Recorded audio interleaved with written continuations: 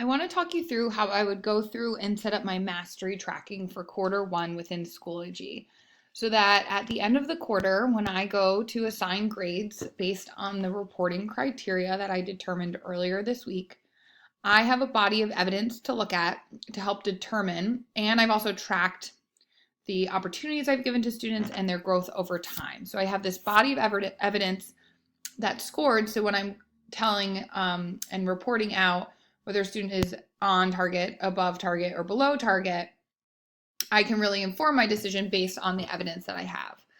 So the first thing that I would do is I'm going to go back to my proficiency documents that I've been working on.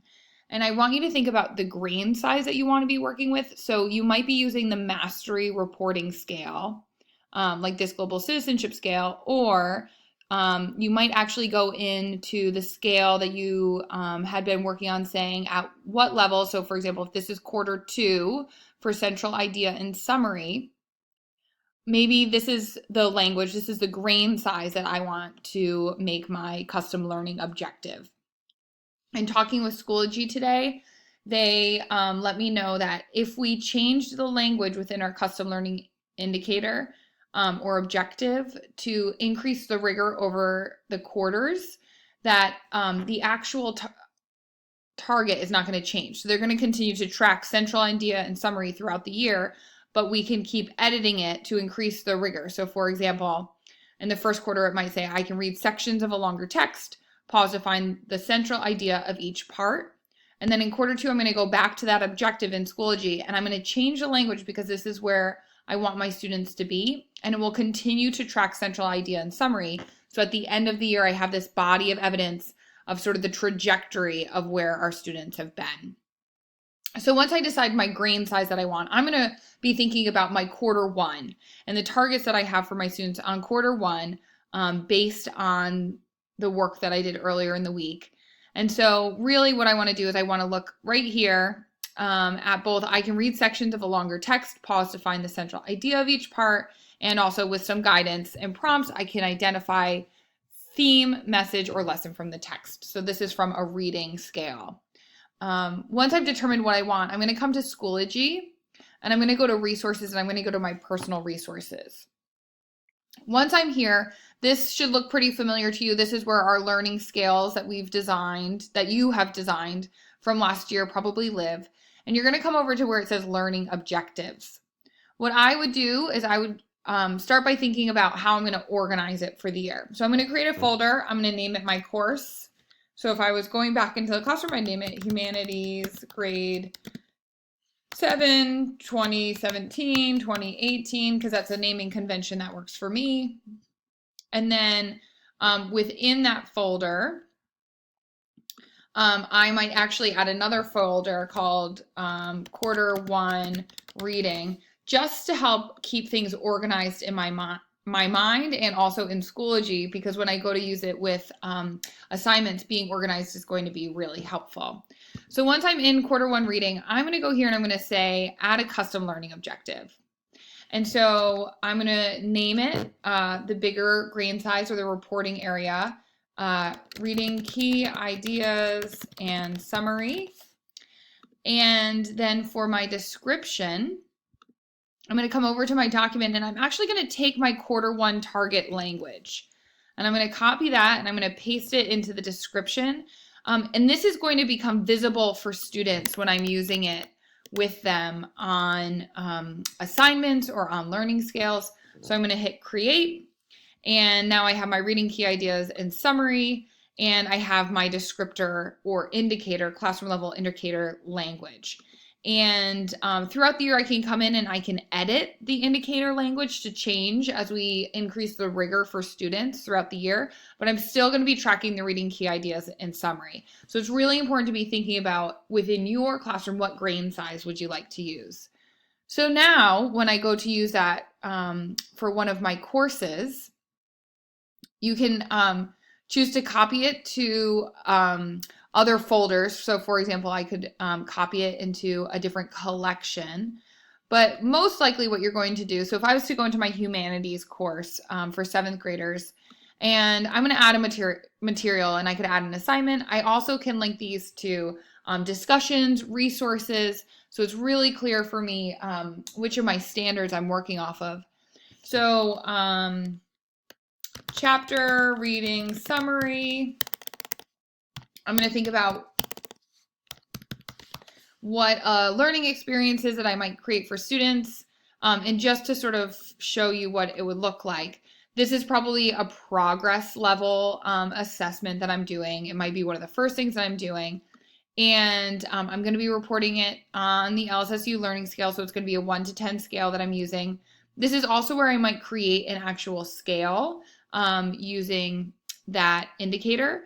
But I'm also going to then go here and say align learning objectives. And I'm going to go to custom learning objectives. I'm going to go to personal.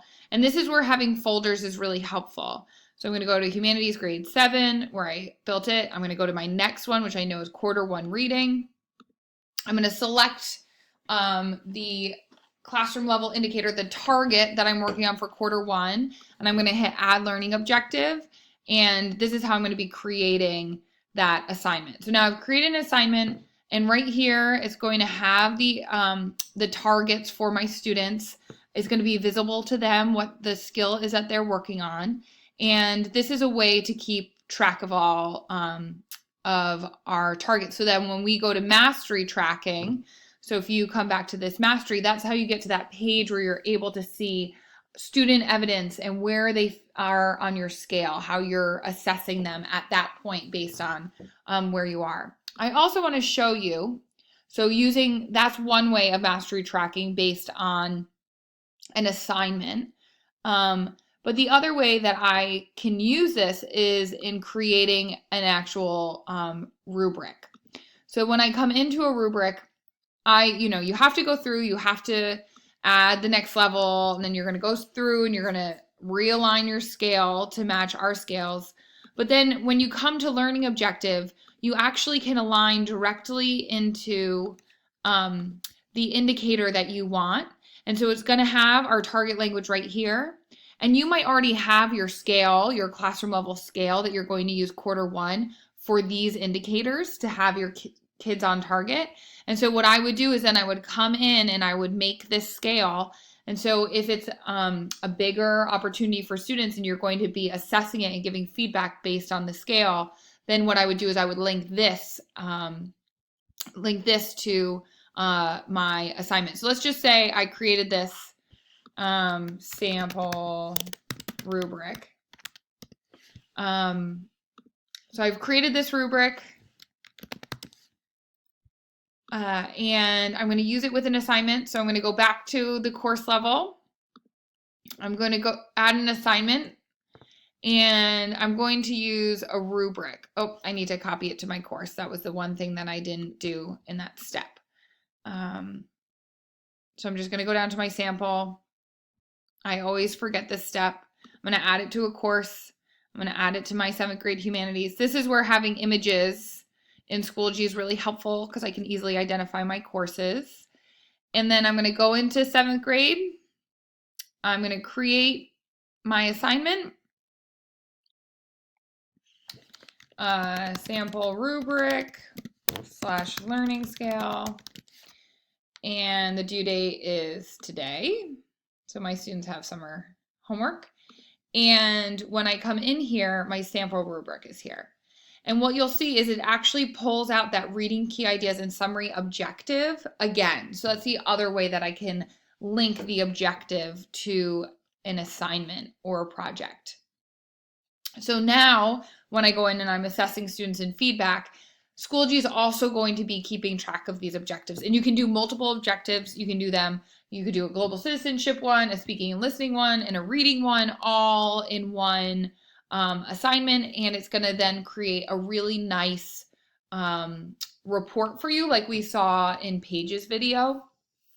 But this is how you're going to get to have the objectives linked to assignments. And you can also link it to the quizzes. So pretty much any material that you can add on here is going to give you the opportunity to track the objectives that we can edit over the school year to increase the rigor. but it's going to keep tracking the mastery of our students' work. So I hope that was helpful, and a good next step is to go through and start mapping out quarter one so that when you're putting in assignments, it's very easy to link that objective language directly in there.